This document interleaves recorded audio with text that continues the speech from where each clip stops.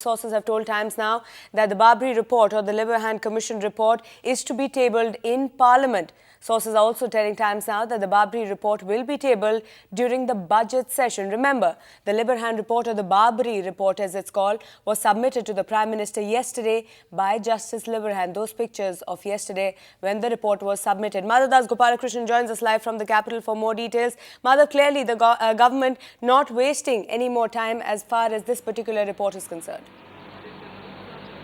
Yes, but of course what you must remember is that this is a session that has been scheduled for, of course, the union budget and the railway budget as well. It's only after that is tabled that this entire Liberhan Commission is likely to be tabled and discussed within the Lok Sabha. And of course that is as far as the Liberhan Commission report is concerned. But sources also telling us that another crucial subject was discussed at this particular meet of the core committee. Preliminary discussions as far as petrol, as a possible petrol price hike are concerned. Just discussions of that going on with international crude prices rising.